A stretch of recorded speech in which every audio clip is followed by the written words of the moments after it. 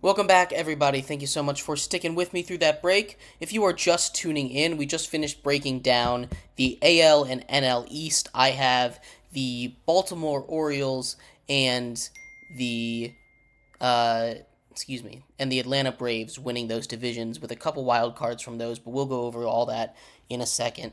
Phillies wild card in the NL, and I have the Yankees and the Rays as the wild card in the AL. But before we get into in this segment, we're going to talk about the NL Central and the AL Central. We're going to talk about the Central divisions. But before we break down the NL and AL Central, remember that if you would like to be an even bigger part of the show than you already are, all you need to do is go to gsmcpodcast.net, leave a tip or donation. Excuse me. We appreciate anything that you do give. If you leave a message with that tip or donation, it'll pop up on the bottom of the screen there for you, me, everyone watching around the world to see. Once again, that link is gsmcpodcast.net. But like I was saying, we're going to talk about the AL and the NL Central. And I'm going to start in the NL Central this time because I think the AL Central can go in a lot of different directions. And so it's honestly so can the NL Central.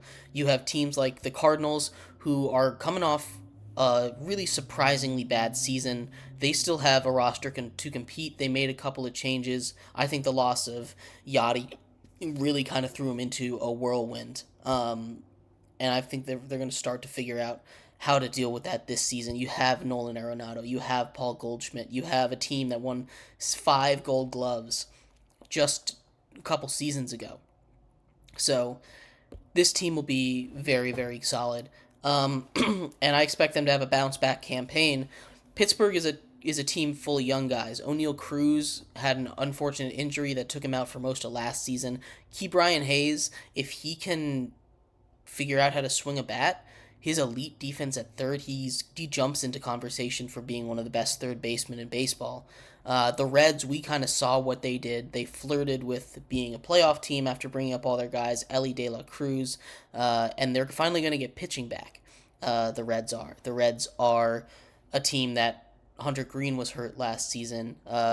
Most all of their young pitchers were hurt last season. They're going to get them back. I expect them to be really good. The Cubs kind of stood pat. They also just missed the playoffs last season. They were one of the last couple teams that missed it. They brought back Cody Bellinger, but they didn't really do much this offseason. So I'm interested to see how they run it back. And the Brewers lost a lot. They lost an elite pitcher in Corbin Burns to the Orioles in Baltimore. They we lost. They lost a. They lost a couple and the bats have always been the issue. And without that elite pitching, their closer Williams is out for at least a month after getting injured just about last week. So they're going through a lot right now. Milwaukee, I think, is going to be the worst. Is going to be the worst team in this division.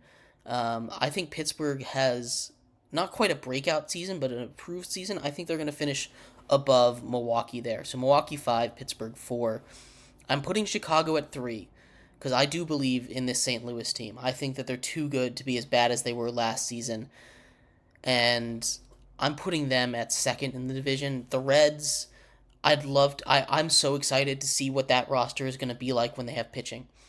They had the offense to keep up with just about any team, but they could not pitch to save their lives, really. So the fact that they're getting healthy on the pitching side and their bats are going to be young and the same, I think they're going to win this division pretty, again, not easily. The Cardinals, I think, are going to give them quite the challenge. The Cubs could come up and provide a little bit of a problem for them as well. But I'm picking Cincinnati to win this division. There might be one wild card from here. I think St. Louis, the Cardinals might be able to sneak into a wild card spot here, again. But when you have teams that are practically locked into a wild card, Philly, for instance, I don't see them missing the playoffs. Arizona, I don't think is going to miss the playoffs, but those two teams play in divisions where you have the Braves and the Dodgers in them, so they're not going to win the division. You know, St. Louis probably will steal that last wild card spot, but the Padres could figure things out. The Giants had a really quietly nice offseason. They got a lot of the big free agents there at the end. They brought in Blake Snell, they brought in Matt Chapman. They did a pretty good job in free agency. They might be able to sneak in. Uh, but the NL wildcard race for that last slot is wide open. So that's going to be a race to watch there. Moving on to the AL, and this one I think is a little more interesting, the AL Central. Uh, this is a division that kind of is running around without a leader, you know? Almost every other division has a team that, they won it last year, and there's a clear favorite in all of these divisions, really. Uh, except for the Central.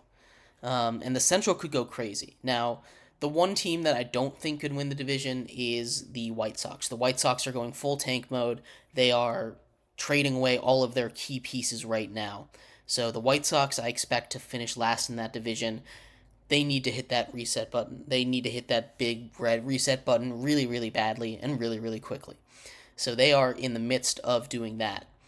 So they're going to be at the bottom of that division. But then you have the rest. You have the Tigers, you have the Twins, you have the Guardians, and you have the Royals. Those four teams, the Twins and the Guardians have been battling for the last couple seasons at the top. The Guardians have the roster to win this pretty handily on paper, but the Guardians constantly underperform. They love to keep it close no matter what. So the Guardians are a team that should probably win this division, but I don't think they're going to. I think fourth in that division is going to go to Detroit. Although I do think Detroit is going to have a much better season. They've been kind of in the droves of rebuild for quite some time. So very excited for them. I've seen Scooball, they're one of their pitchers, get legitimate Cy Young hype. So they are a team that I think could much improve. Another team that I think is going to be much improved is the Royals.